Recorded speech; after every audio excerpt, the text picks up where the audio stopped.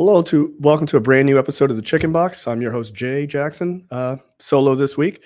Look, we have a very interesting sort of in-house guest that I'm excited to talk to, Savannah Wood, who is from AFRO Charities. I'll just give you a little bit of a bio of her before I bring her up.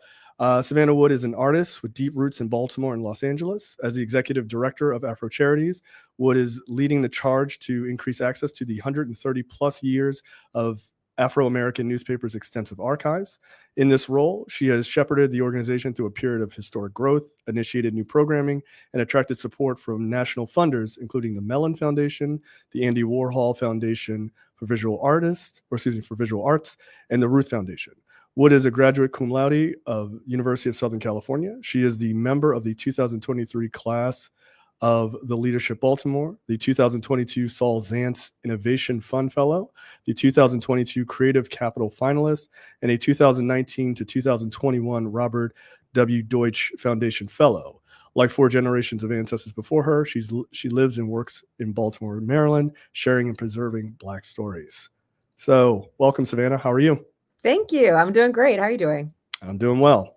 Okay, so you are here to talk about something that is definitely near and dear to our hearts here at the Afro, and I think other people should be well aware of this, which is the renovation of the Upton Mansion and sort of expanding access to the AFRO Archives. So a lot of people may not know exactly what that means. So give folks a breakdown exactly what you guys are doing. Happy to. Thanks for the opportunity. The Upton Mansion is a historic building in West Baltimore that is on the National Register of Historic Places, but it's been vacant since 2006. And so AFRO Charities is renovating this site to become the public research center for the Afro-American newspapers archives, which AFRO Charities stewards. So AFRO Charities is a nonprofit partner organization to the Afro Newspaper Company, which is a for-profit business. But we care for the Afro's archives, and then we create programming that's inspired by those collections. Some of that programming includes educational or artistic projects. So the two funders that you mentioned, the Ruth Foundation for the Arts and the Andy Warhol Foundation for the Visual Arts, both of those have supported our artistic programming, including a biannual artist commissioning project that we do where we invite artists into the archives to make new work inspired by what they found there. But the archives are incredible. And we're building this site in West Baltimore so that we have a public space that people can come to do research on site. And, it just so happens that it will also double as our headquarters for AFRO Charities, as well as offices for the Afro, which is really exciting for us to all be in one building. But the Afro News Company will be our anchor tenant there. Excellent.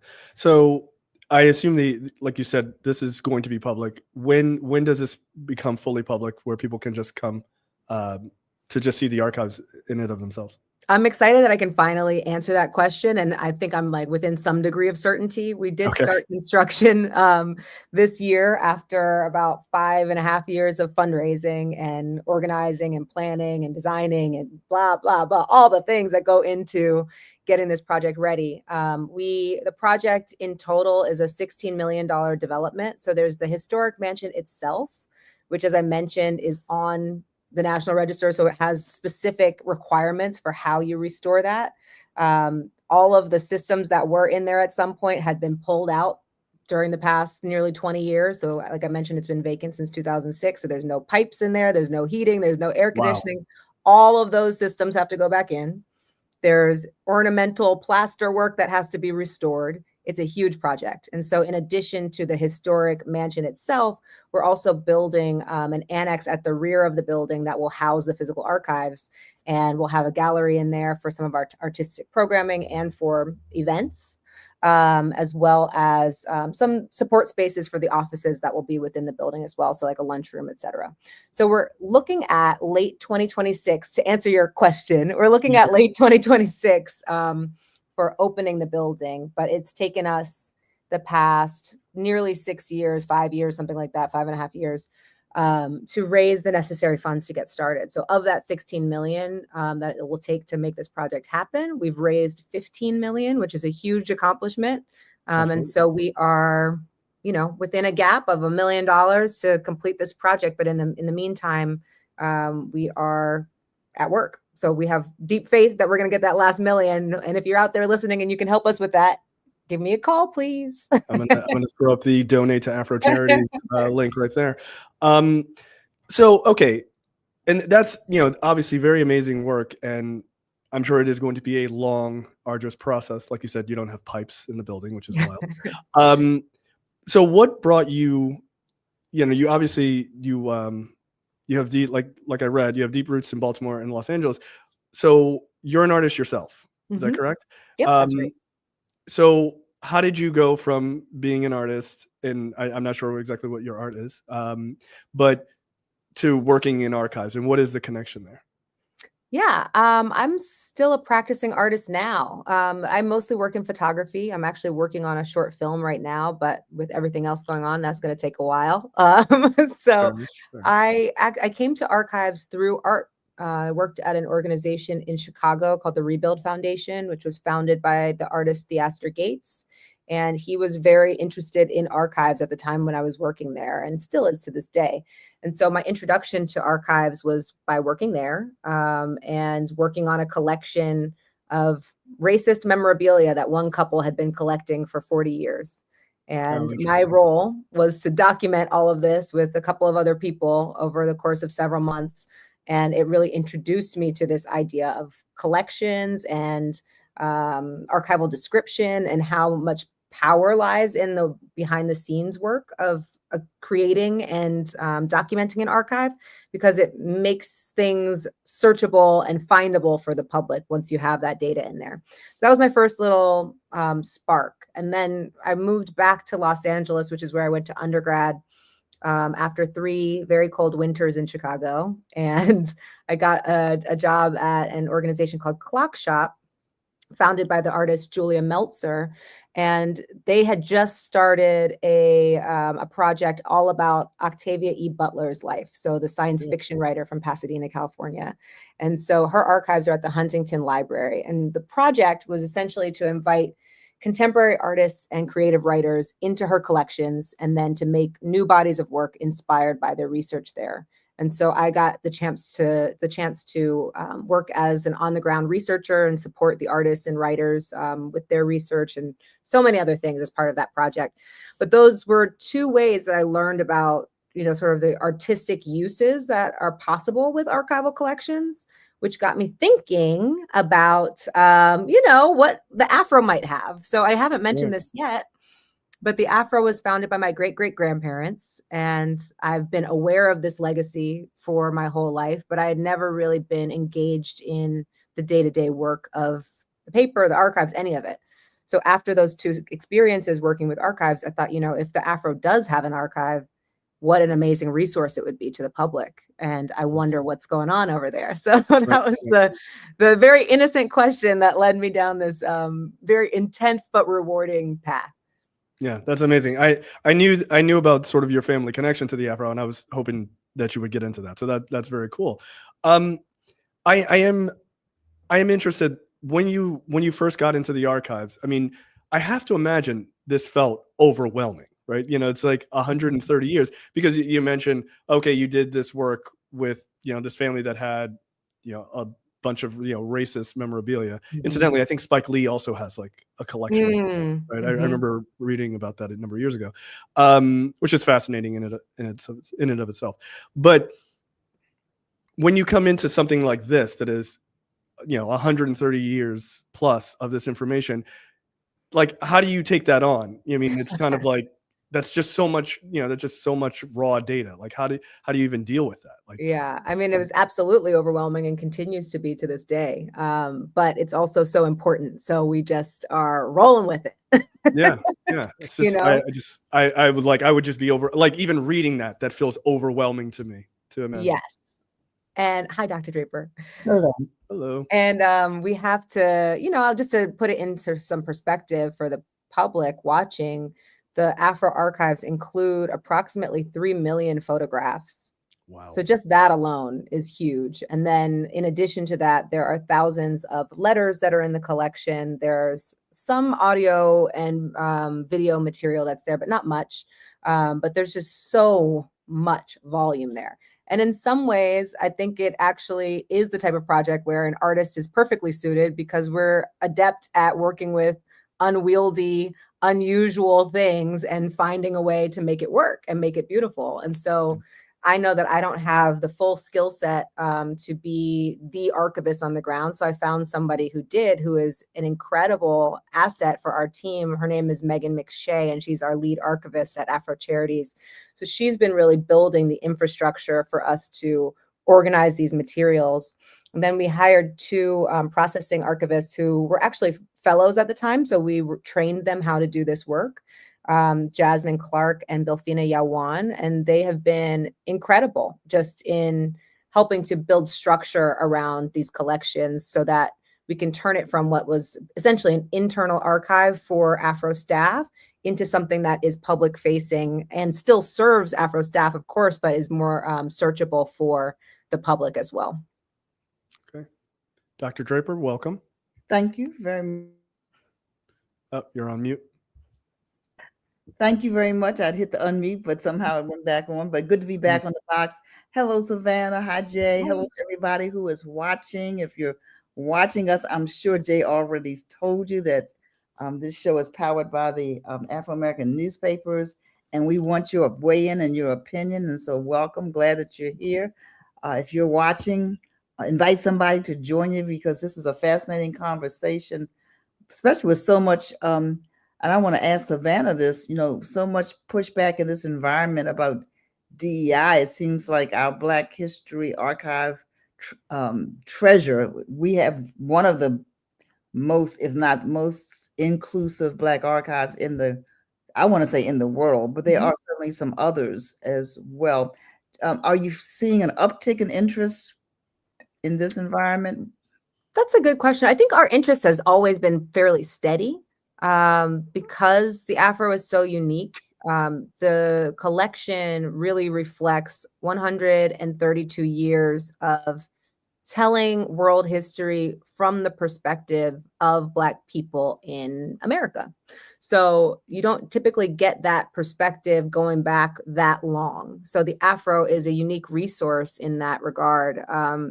And scholars certainly know about it and seek the Afro out for that reason. But part of the work that AFRO Charities is doing is trying to broaden that audience. And so when we work with artists, when we work with young people, our goal is to create on-ramps for everyday people to know that this history is here at their fingertips, that it exists for them, and that they can come in and access it themselves.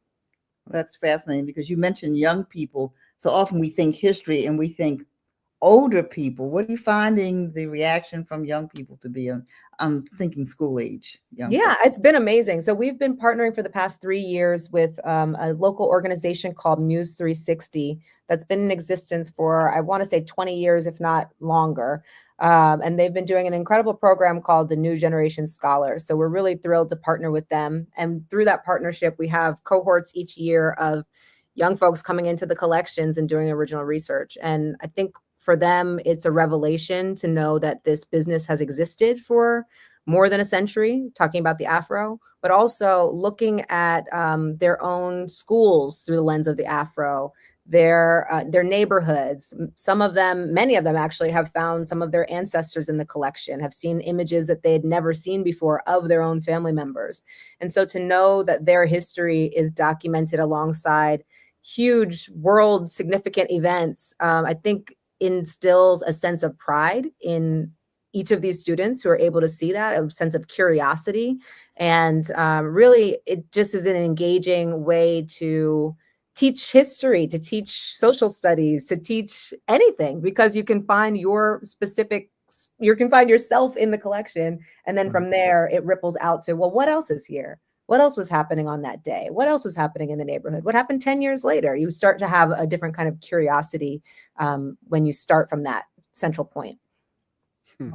And I do want to just plug afrocharities.org, your website, is one from a technical standpoint. It's a really dope website, but it gives you sort of a quick kind of overview of the archives and a couple of images and things like that, which I think people should definitely check out.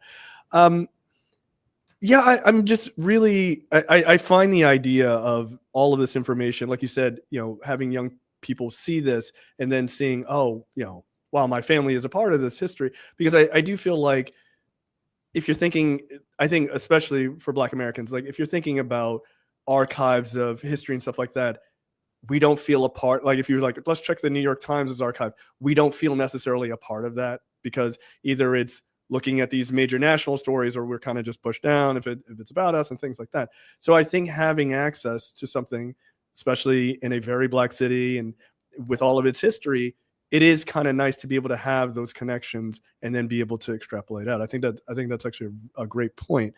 What do you find, switching over to older folks, do you find them being very interested to say, hey, I was around during this time and I remember being interviewed by the Afro. Do they want to come back and sort of see themselves in their younger days and things like that? Absolutely. Yeah. Absolutely. And recently, Afro Charities did a presentation for the city's Clean Core Clean Community Challenge, which is inspired by an Afro program called Afro Clean Block, which was founded in 1934 by Francis Louise Murphy I. And I did this presentation because we thought it was really important to share the history of Afro Clean Block that this program was inspired by. And Afro Clean Block essentially was a neighborhood cleanup initiative that would happen during the summers, organized by the Afro. But there would be block captains for each block that was participating. And the block captain would typically be a child with a supervisor who was an adult. And they would organize their block to clean up. And the most improved block at the end of the summer would essentially get a big block party. And so there's so many people in Baltimore today who have fond memories of participating in that and who have had a desire to see it come back. So we're, excited to partner with the city to help them get the word out about this program. But while I was doing this presentation, my first question is, are there any clean blockers in the room? And Right. there were about a quarter of the people who were in the room had participated in that program.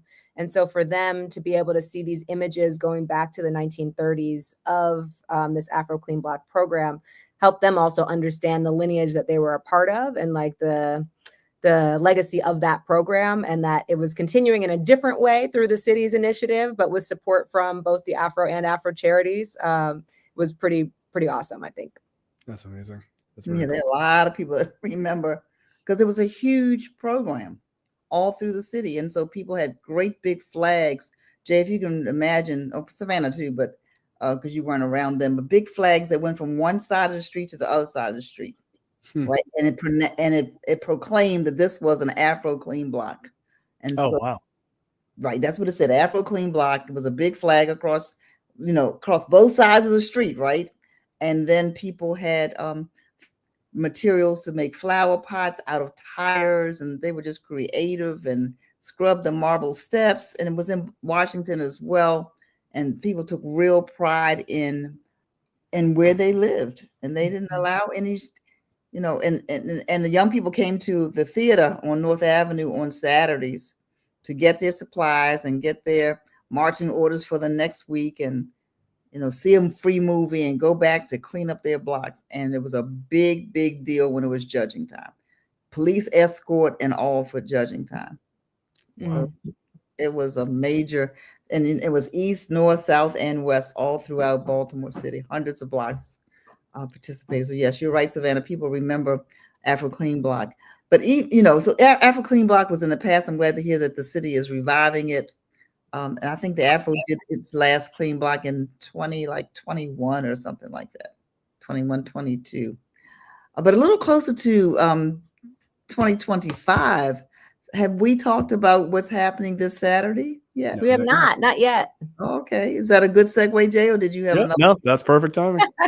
And again, to those viewers who are watching, come on and weigh in. We want to hear from you. I don't know that Savannah can do it on the spot, but you may have something that you're interested in. At least she can tell you she's going to tell us anyway, how to access the archives on your own, at least. Let me not say at least, if it was printed in the physical publication, you can search a database yourself for free and figure out how to access, not figure out how to access it, but access that. But before we get to that, Savannah, tell us about what's happening within 48 hours from now around. Oh my goodness.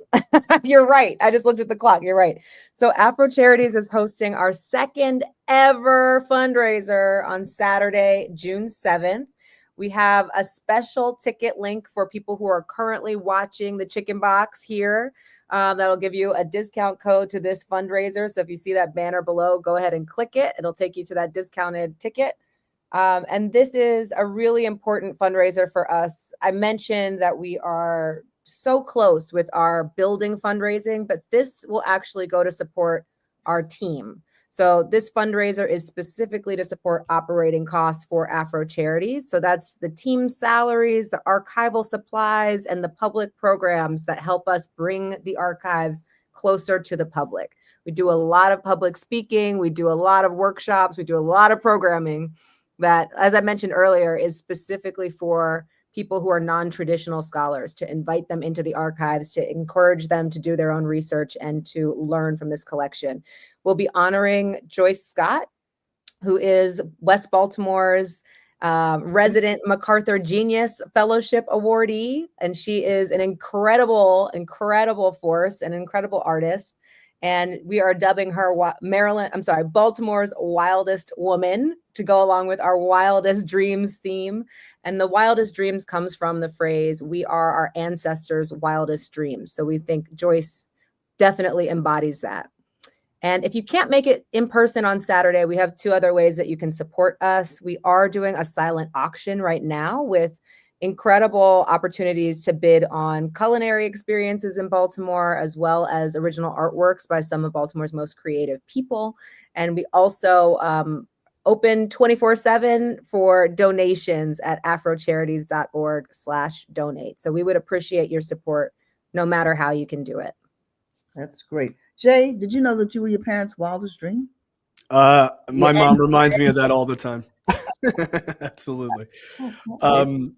Yeah, it's so funny. I'm not in Baltimore right now, but no, just hearing Joyce Scott's name, I mean, I know Joyce, and it's Wildest Woman is a perfect. That's perfect for her. She's a trip. She's a trip. We called her first just to make sure she was okay with it. She was cool with it. I love it.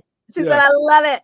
Yeah, that makes sense. So the event is at Chingale Restaurant that's downtown on Lancaster Street. So it's in Baltimore, and it'll be a great time. It's an afternoon event, 12 to 3. It's colorful cocktail attire. We'll be having a DJ. We're partying, okay? We're going to be partying. But if you do win one of the auction items, it'd be great if you're in person to pick it up also. So we'd love to celebrate with you in person. But again, if you're unable to attend in person, please check out the auction and make a bid. You could come home with some amazing artwork. There you go. Incidentally, Chingale is my favorite restaurant in Baltimore. Hey, come on, Jay. Where are you? I'm south of the border, so I'm probably not going to. I love that place, though. It's amazing. So, okay, you have the fundraiser.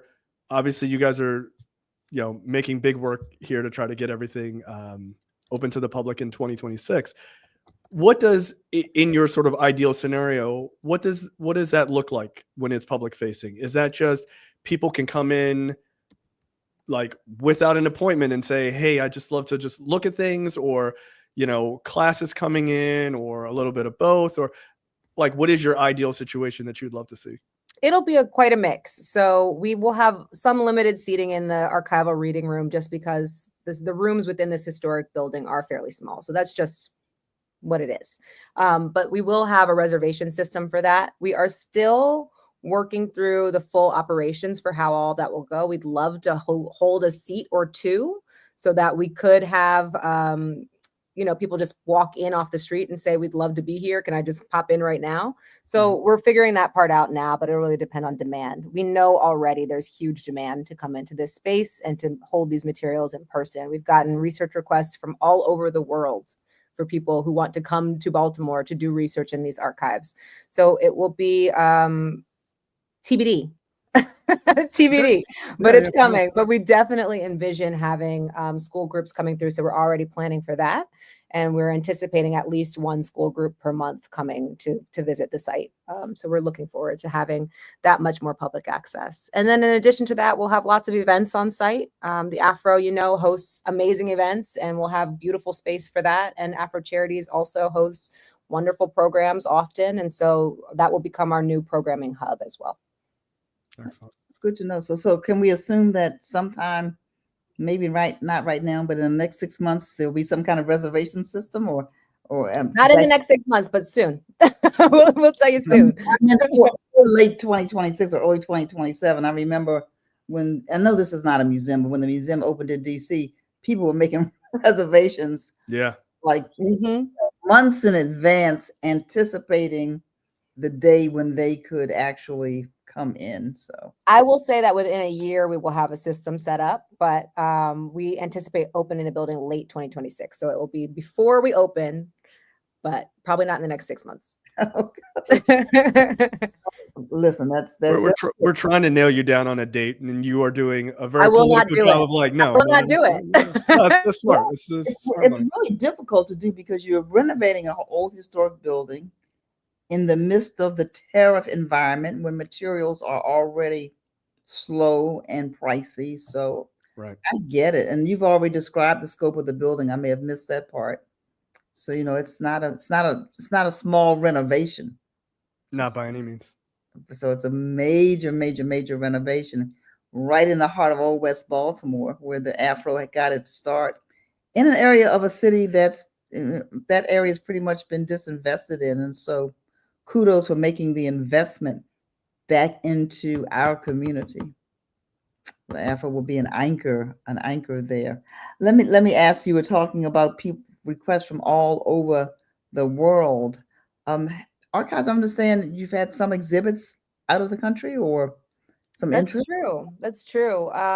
So Afro Charities, as I mentioned earlier, has a biannual artist commissioning program that we do where we specifically invite artists into the archives to make new work inspired by what they've found there.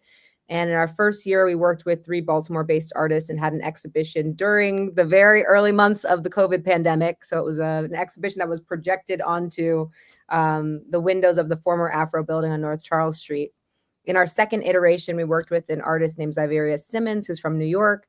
And we worked in partnership with an international arts organization called Cadist. And they have a headquarters in Paris. And so the exhibition actually opened in Paris and then traveled to Stockholm from there. And will eventually come back to Baltimore, likely at our site. And then next year, we are planning a third iteration for international exhibition. And so that will be kind of a reframing of the first 2 years of the program. But we're also working with 3 Maryland-based artists this year, Sanaa Brown Bowers, Jason Patterson, and Glenda Richardson, and their work will debut in an exhibition. They will be the inaugural exhibition at the Upton Mansion next year. Wow, busy. There's a lot going on. Yeah, a lot going on.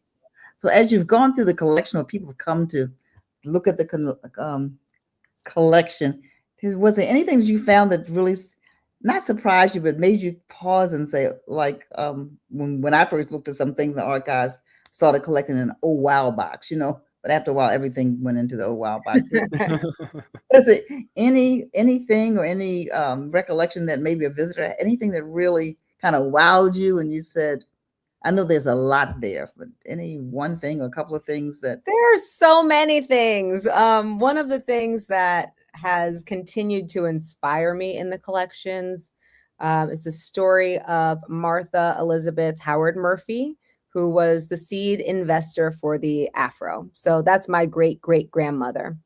And I'd always heard this story that she lent her husband $200 to start the Afro News Company. And I always wondered, where did this formerly enslaved woman in the 1890s get $200, which is about the equivalent of $7,000, maybe even more today, right, to just give her husband? And so in my first few months back in Baltimore, and my 6-year anniversary was yesterday, but in my first few months back in Baltimore, I was in the archives by myself looking around and happened to find a box that was a little different from the rest of them. And I opened it, and it was a scrapbook that had Martha Murphy's obituary right in the front. And it ended up being a scrapbook about her funeral. And her image is right in the center, and it was the clearest image that I had ever seen of her. And in this obituary, it said that her father had been a wealthy landowner in Montgomery County, but he had also been born enslaved. So the questions just start piling up. But she got her money because he died and left his land equally to his children, including her. And then she sold her portion of the land to her brother and used half of that money to fund the AFRO. And so that's the object in the collection that I come back to all the time, because it was an aha moment for me that opened up so many other avenues of inquiry into where this money originally came from, into where this land is in Montgomery County, which is incidentally being developed by the state of Maryland into a public park that will help to tell the story of the AFRO as well. And it just shows this really direct line from enslavement in rural Maryland to this longstanding family tradition and business that is in Baltimore that continues to this day. So it feels like a really strong connection for me to our history, and where we came from, and how we've been able to make the most out of some of the most horrific experiences that the United States has ever seen. Yeah, well, even the world has ever seen, to be honest. Yeah, right, that part. Yeah, Dr. Draper, you that was a great question. You stole my question, honestly. It's fine. No, I mean, I have to imagine there are a lot of those sort of, like Dr. Draper said, like the wild box, right? Like, oh, like all of these things are amazing. Are any of the other staff do they have any familial connection to the AFRO as well, or are you the only one on your staff that does? Yeah, on our team, it's just me. Our board has we have a few family members on the board, but there are so many other ways that they're connected to the collections. So they've all found their own ways to plug into the collections and find their own inspiration there. We're a very small team. There are 6 full-time and 1 part-time people on this team. Right. And so part of the point of this fundraiser is to help us grow the team, because obviously we're going to need a few more people than that in order to run this space.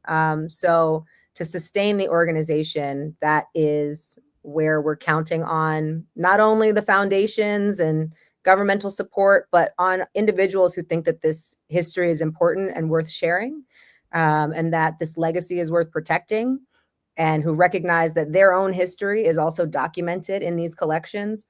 We're just stewarding it for you and trying to make ways for you to be able to access it. So yes, our team is deeply committed and plugged into this work, but I'm the only person who's directly related to the business in that way, or the family that founded the business in that way.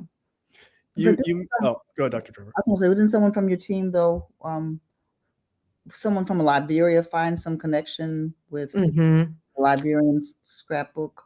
Yes, Belfina, who's one of our processing archivists on the team, she is Liberian and moved to the country, escaping the Civil War there.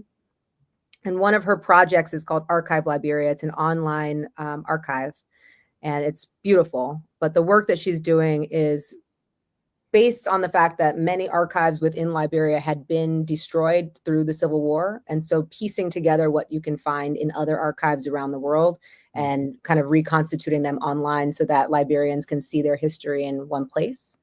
And so in processing the AFRO Archives, when they got to the letter L, she took on all of the Liberia boxes, and there were quite a few. If folks are not familiar, there's a really strong connection between Maryland and Liberia, from the American Colonization Society trying to take newly freed enslaved people from the United States to establish a colony in Liberia because they wanted to get rid of free people here.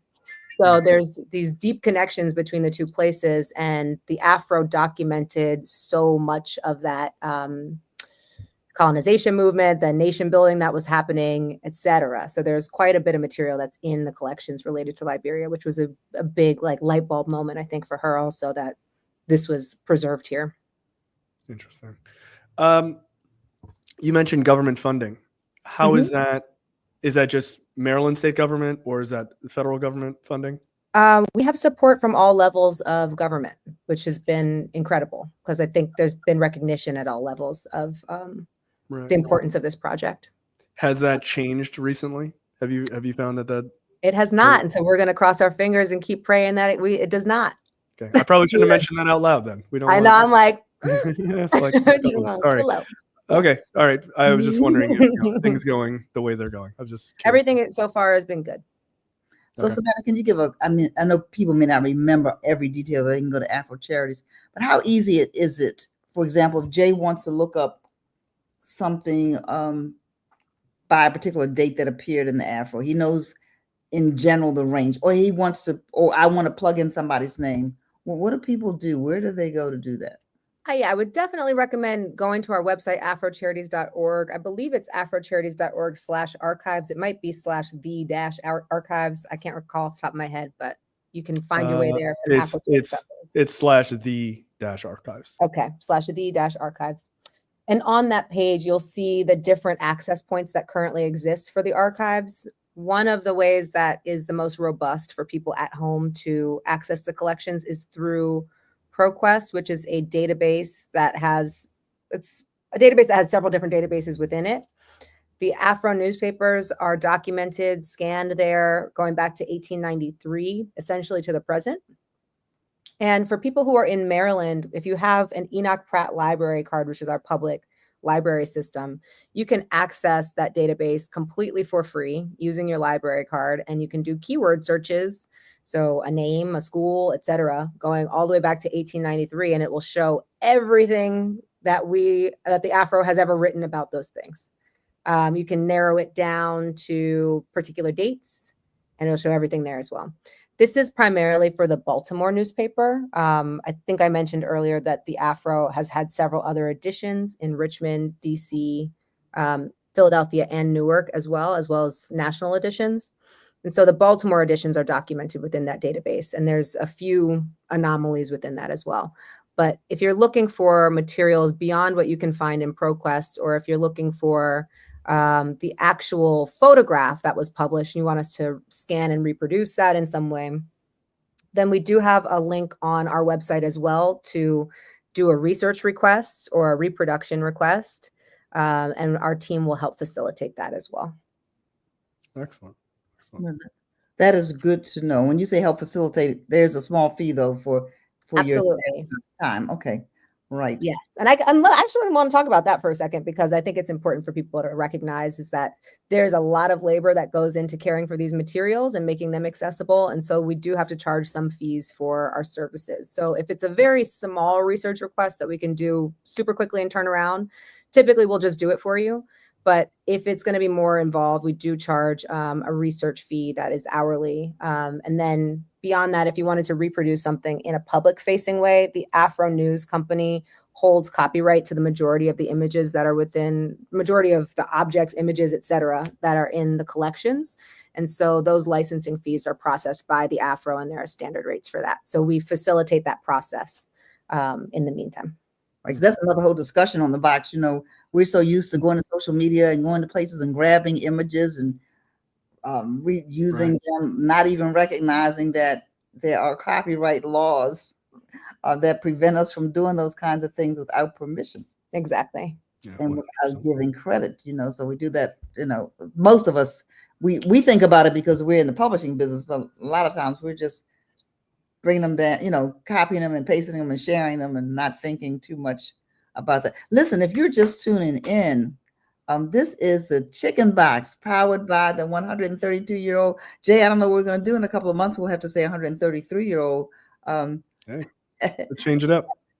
Afro News Company, formerly known or better known as the Afro American Newspapers, but we're a media company now. And I'm Toni Draper, CEO of the Afro, joined with Jay Jackson. I call Jay our resident scholar. And we have another co-host with us today. We're talking with Savannah Wood, AFRO Charities CEO, Executive Director, and we are glad that you are here. We're glad that you are here. we're hoping to hear your questions as well. Jay, you look like you might have a question for Savannah. I do. So when you're talking about, sometimes people make requests and it's like a quick turnaround sort of request, and you guys do those, or the sort of deeper requests. What are some of the ones that you've gotten are these sort of longer requests for, deeper parts of the archives that you found to be like really fascinating, someone using them for whatever reason? What were some of the more surprising ones that you've gotten? It's been a while since I've been the one doing that. Our team member, Ayinda Omoloja, her full-time job is as archives assistant. And so she is doing research in the collections for people and getting that work back out to them. That's what she does every day. And so she gets the most interesting requests, in my opinion. But when I was doing that, when I first started, there were several. There was one that came up that I thought was really interesting. There's a researcher out of Germany who was looking into this phenomenon of the quote unquote brown babies. So apparently during World War II, soldiers who were overseas had babies with people in Germany. And there were all of these babies that were brown babies that were apparently unwanted in Germany. And so there was a woman in Baltimore, I believe she was in Baltimore. I might have this wrong, but there was a woman in the United States who was certainly writing prolifically in the Afro, organizing essentially an adoption campaign for those children to be adopted to the United States and placed with Black families here. And so this researcher was so curious about learning more about that. And we had extensive files on that. So that was one of the more involved research requests that we received. And because she wasn't able to come in person, not because of the distance, she wanted to and had some funding to be able to do so, but we weren't open to the public in that way. I did that research for her internally. And then sent her the images in cell phone images, essentially, so that she could choose which ones she was interested in reproducing. Beyond that, I mean, there's so many things that come in. There's so many. It's hard to just nail it down to a couple. The Carnegie Museum of Art in Pittsburgh is working on an exhibition that will open this fall that is all about Black photojournalists working at Black newspapers. They have the Charles Teeny Harris collection.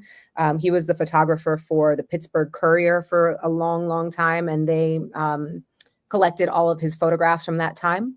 But they're looking at the Black press more generally. And they came and did a visit as part of their curatorial work to the AFRO Archives and wanted to know about if we had any women photographers working for the Afro. And so that was an interesting process, trying to find names within the collection, because oftentimes when it was published, it would just be published as an Afro photo. That would be the tagline, not necessarily the photographer's name. And so backtracking through the records to try to find whether there were women photographers or not became a challenge, but an interesting challenge for Ayinda as she was looking through this. And typically, we try to stay away from doing that type of research for people where we're doing, instead of just like finding the materials that they can then read, where we're reading everything, trying to get the information for them, because we're not research assistants in that regard. We're really facilitating access to the collections. But we were able to find a couple of women photographers from the Afro, and certainly several writers and people who are in all other different parts of the business over the past 132 years who are women. Amazing. Oh. Hey, there he is. Hey guys, I've been listening, but anyway, you got a new Mac and migrating my old Mac, and it wasn't migrated. But anyway, speaking of migration, how you guys doing? It's a fantastic conversation. We're doing well. We're doing well. We're sitting here fascinated. I know that there's some other anecdotal things, Savannah. You mentioned it in general about people coming to the archives and finding things that kind of surprised them. And I remember coming with one of the tours, and somebody saw a picture, just said, "Hey, kind of incidentally, you happen to have a picture of," and they gave us the name, right? And Dion found it in 30 seconds. She knew exactly where it was. And the person had never seen a photograph of his father. It was his father. Wow. And there the portrait. He knew of his father, but he had never seen his father. His father, died. I don't know whether before he was born. I don't know all the circumstances, but he had not seen an image. And so if you can imagine, so Savannah, are there other stories like that you can remember? So many. For instance, Maryland Comptroller Brooke Learman came to the collections, and she had a similar thing where it was just, maybe you have an image of my neighbor, my next door neighbor, who was very close to their family, and gave us the name. And similarly, within 30 seconds to a minute, this time I think it was Oyinda, was able to find the folder with those names and pulled out several images of her neighbor who she hadn't seen in years. And so I think that's kind of the magic of the collections, is that there are just every type of person is in this collection. This person happened to be a Howard professor. So there's probably correspondence as well between him and Carl Murphy, who worked at Howard for some time, potentially there's correspondence of that, but there's documentation of so many people's lives in the collection. And we talk about it within the lens of Black history, because obviously that is where the Afro was founded, but there's so much just world history more generally documented in the collection, but it's through the Afro's lens. And I think that is what becomes really interesting about this collection in particular. I just a quick question: Is this the sort of the preeminent Black archive in the country? I would say it is one of the most significant Black press archives in the world. Yeah. There are other Black archives for sure, and there are other Black press archives. And in fact, I have to shout out, there's a really important project happening with the Johnson Publishing Company's collections. Their collections are very similar to the Afro's. The difference is just that the Afro extends further back. So it goes back about 50 more years than Johnson Publishing Company, which produced Jet and Ebony. And they have probably more celebrities and more color photographs in their collection. So there are some differences in the depth of history and the types of images and documents that are there, but there's so many similarities and so much overlap between those collections as well. But in terms of Black press archives, I would say the Afro is one of the absolute premier Black press archives in the entire world. And it's right here in Baltimore. Amazing. Mm-hmm. And I would agree that there are certainly other Black newspapers, 200 or so, still in existence. In fact, the National Newspaper Publishers Association will have its annual convention in Savannah, Georgia. And that Black paper there is celebrating it's either 180 or 185 years of its founding, although they had a couple of times that they did not publish, maybe, like 5, 10, 15 years at a time. I don't remember the time, but at least twice they were on a hiatus and then picked it up again. And so you have papers like that. But what tended to happen in newspapers is they kept the papers, maybe rolled up in a rubber band, maybe on a shelf. They kept the photos maybe in a box for most. But the important thing about newspaper archives, the same thing with the Afro Archives, is you have the photo and then you have the data on the back of who's in the photo. But most of it's not organized. I mean, most of ours was not organized to the extent that it is now. We had a morgue. A morgue is a newspaper library where dead stories that have already run, where the material around that, the photographs, because you can imagine 2 photographs may appear in print and somebody took 100 of them. So It was photograph and film and negatives and reporters' notebooks and all of those kinds of things. The Afro kept in some kind of order, but all this other stuff was better organized than some, but not as nearly as organized as it is now. So you asked about other Black newspapers have either thrown it away or it's in disarray in terms of how it's organized. I want to shout out the Amsterdam News. They are converting their building. They're still I was there recently. They're in a historic building. They're converting their building to a Black press archive from their perspective, doing a small museum. In a museum, right? So we're not really doing a museum, even though we may have some museum-like things just because of their age. But so we're trying not to, we're trying to tell people this is not really a museum; it's a research center. Yeah, I mean, that's how I would categorize it. I mean, a little bit of both, but definitely more research center than anything else. I mean, we'll have a gallery and we'll have some of the contemporary work that we're commissioning in there, but we also will be doing some shows that are about the history of the Afro as well as told through the archives.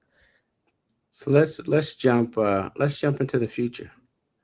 So we've been in the past and looking at all of these wonderful collections. The future is going to have a lot of audio and a lot of video that the Afro and Afro Charities will be curating. What's your plan to really secure all of these new digital? We're not there yet. We're not there yet. Well, we have to stay. You're just trying to get the building done. I mean, we're trying to do a bunch of things, right? We're trying to get. We have everything saved, so whenever you're there, you know, like we're trying to do a lot of things at once. Again, with a tiny team. So, where we're focused right now is on securing the physical materials and building this building and building our team. And then the next thing that we know is coming is all of the, you know, so-called born digital materials that were born digital and will require a different kind of infrastructure to care for them long term. And so it's definitely something that we are aware of and thinking about, but the process for that has not yet been established. And so that's the work that we're doing is really generational work. It'll happen over several generations. We're essentially the 5th generation doing this work. You know, when you can see traces of that in the archives, you see people's handwriting from 50 years ago, and you know that they put their all into organizing it as best they could in their time and left it better for the next generation. So that's our charge now also, is to create the blueprint as best we can for the next generation and do as all we can in ours. But that's a great question, though, Impeccable. So I know you're not there. I know we are not there yet, but what advice should we be giving to our future selves, our present selves, for our future legacy, for example? Because so often, you know, the delete button is our friend. So, metadata is king. So for all of your photographers that are currently shooting for you now, making sure that creating some standards for their metadata so that everything is searchable, you know, who shot the photograph, what the event was, what the date was, who's listed in it, having them embed that in the image itself would be ideal.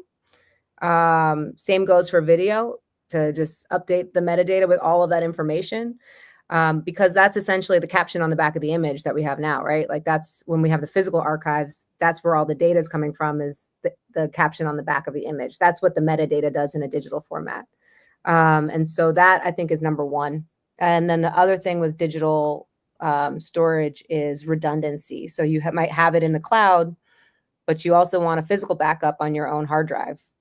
And typically, I think there's 3 levels of redundancy that is recommended for digital materials, where there's like deep storage, there's more accessible physical storage, and then cloud storage. So those are my 2 big ones, metadata and redundancy. Well, I will say part of my other job is touching some of these images. So yes, we do put metadata, we do update the metadata. So we are doing that. So awesome. That's good to know for the future. I think this is a pretty good transition time to get on the box, as we like to say here. So we'll start. I'll start, which is just sort of giving a closing statement, and obviously Savannah will wait for you to go to the end here. Just quickly, from my perspective, look, I think what you guys are doing is amazing, and I'm incredibly intimidated by just the sheer amount of data that you have to work with. That's just the way my brain works. That's like terrifying to me. But it sounds like you guys are doing an amazing job. From the things I've seen digitally, has been really impressive. I think it's really fascinating to know that around the world, people are this interested in African-American history, and that we have access to this, and that's no small feat, because oftentimes people forget that Black history is American history, right? It is not a separate thing. And having this is paramount to, you know, understanding where we're going and where we've been, right? Like, so I think you guys are doing amazing work. So I personally really appreciate what you're doing. I think it's incredible. Thank you. All right. I'll go next. We'll let the ladies go last. Okay. All right. My wildest dream. By the way, I did buy tickets, and I will be there Saturday. Can't wait. You know, when you think about the wildest dreams, it's just like, do people even begin to dream anymore? Or are they just stuck in a position? A lot of times people get to a point where in life they've settled for where they are instead of dreaming beyond where they are now so that they can get down the road. So, you know, what is your wildest dream? Do you have a chance to even sit and take some time to yourself to dream? And I love how the Afro, after almost 133 years, their dream for just the beginning of this fantastic, amazing legacy business that's blows my mind. We've gone beyond their wildest dream. And so the generations now, fifth, sixth, and even seventh, we have to continue to dream because that's the only way that we're going to grow. So I'm excited about the end of 2026. I'm so savvy. I'm gonna call her savvy for y'all that don't know. We are all family. This is fifth generation. We're cousins. She came in, and I came in from the fifth, and also Blair, and we just said, you know, what we doing? And then we figured it out, and she went and along with Dr. Draper and the team, and we have been able to keep the dream alive, should we say. And we hope we inspire somebody else. I just want to say thank you for jumping in and listening, you know, because a lot of us say, oh, yeah, I know about that business, and just let it go. I sound like housekeeping's trying to come in on me, but hey, I'm just glad I could jump on with you because, see, this will be history. It's like, what was it, a time when all of us were on the phone together? So anyway, let me let housekeeping in. I'm off the box. I'm happy to get on the box, and I do thank you know, fifth generation folk for accepting the invitation and them being willing to come in. But I don't want to talk about us as much as I want to say, Savannah, kudos to you and your team for just an outstanding job. What I want to say to those who are watching is that all of us, every one of us, is a part of American history. And what we do so often, I'm guilty of this, is we delete things or dismiss things that we should treasure, right? Because they don't have the same meaning in the present that they could possibly have in the future. So I say to anybody who will listen that your family history, regardless of what it looks like, is important. Because if we know who we are, then we'll know what to do. And what is happening now in our society is a lot of young and not so young, we don't know who we are.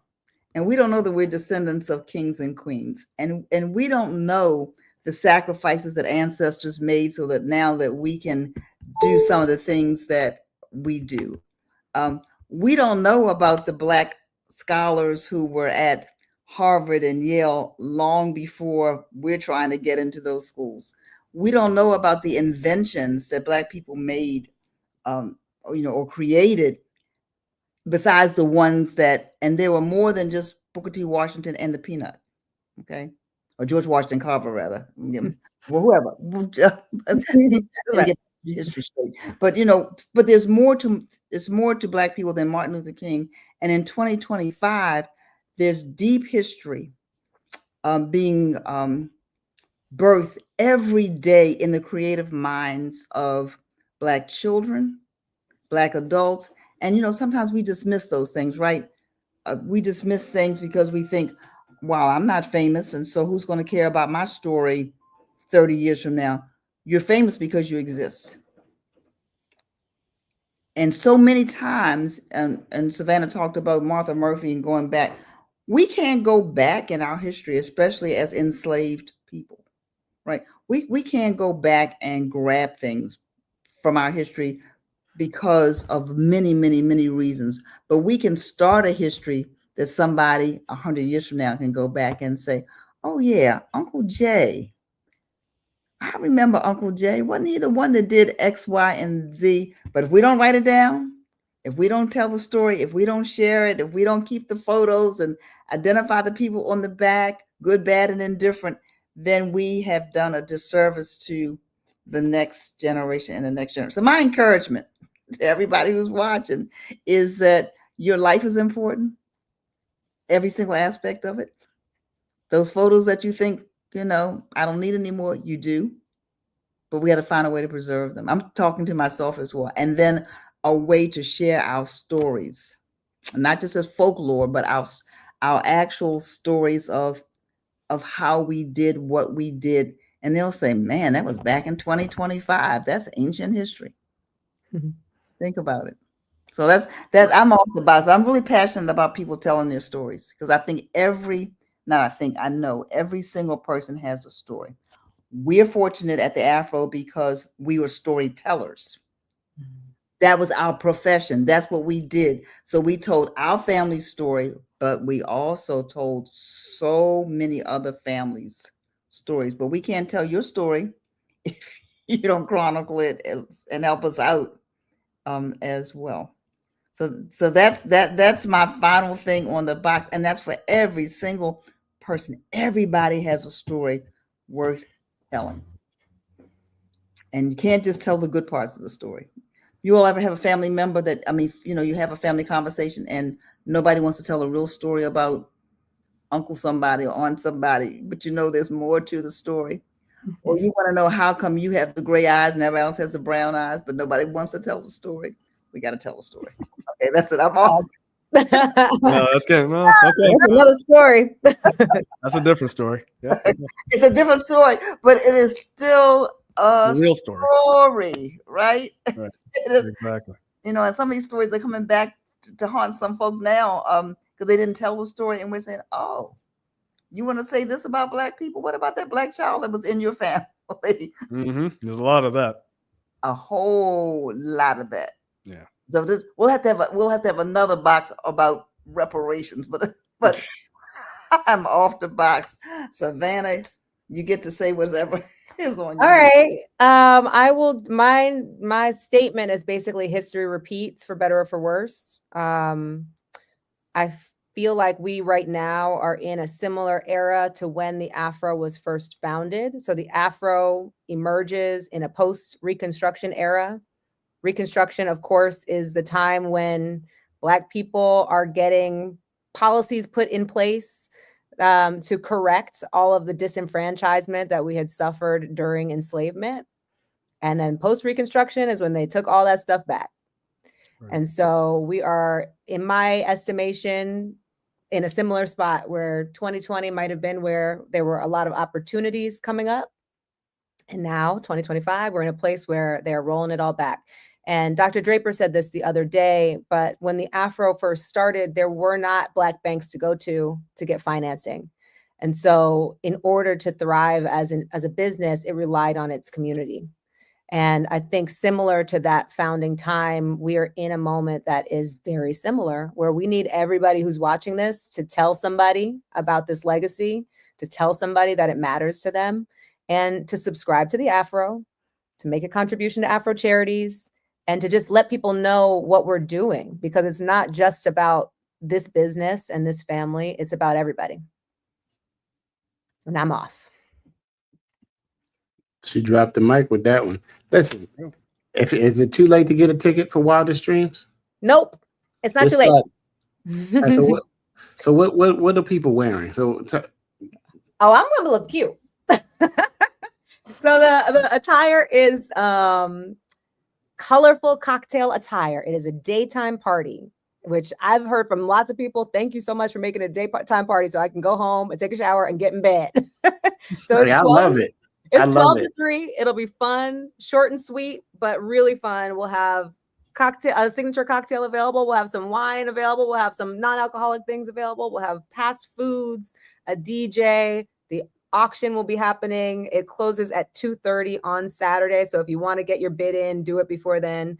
And as I mentioned earlier, we're honoring Joyce J. Scott, Baltimore's wildest woman, who is just phenomenal, just absolutely phenomenal. And it's an opportunity to support our organization as we're growing and as we need to grow in order to make sure that we can care for these collections and care for the public as they interact with them. So we hope that you'll join us. Again, we have a special ticket link for people who are watching the box right now.